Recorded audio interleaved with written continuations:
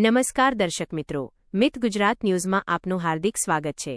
વડોદરા શહેરના ગોત્રી વિસ્તારમાં વડોદરા મહાનગરપાલિકા દ્વારા ગાર્ડન બનાવવામાં આવ્યું છે, જ્યાં વહેલી સવારે લોકો ગાર્ડનમાં આવતા હોય છે, પરંતુ ગાર્ડનની અંદર મોટો ભૂવો પડ્યો હતો।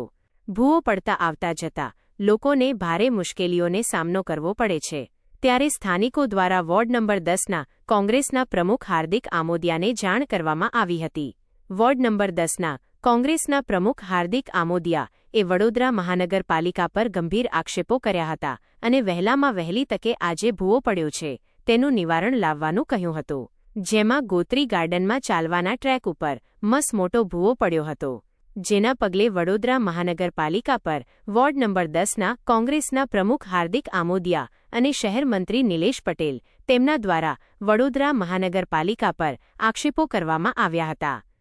હાર્દિકભાઈ, જે રીતના ગોત્રી ગાર્ડનમાં જે ચાલવાનો ટ્રેક છે ત્યાં મોટો ભૂવો પડ્યો હતો, એ ભૂવાના તમે જોયું ને આવતા જતા લોકોને ભારે મુશ્કેલીઓનો સામનો કરવો પડે છે કે આટલો મોટો ભૂવો પડ્યો અને કોઈ મોટી જાનહાનિ થઈ જાય તેનો જવાબદાર વ્યક્તિ કોણ?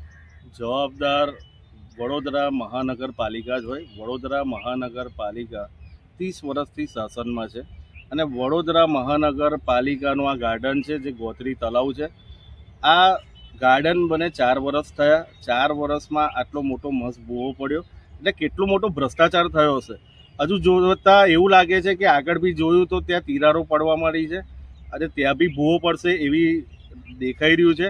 તો હું જનતાને અપીલ કરું છું કે જે 30 વર્ષથી આ જે શાસનકારો છે એને જાકારો આપવાની જરૂર છે અને આ જે ગાર્ડન વડોદરા મહાનગરપાલિકા જે અધિકારીના હસ્તે આવતો હોય એની પર જાંચ થવી જોઈએ, એની પર તપાસ થવી જોઈએ કે એને કેટલો મોટો ભ્રષ્ટાચાર કર્યો છે અને એ જોઈને એને સસ્પેન્ડ કરવો જોઈએ।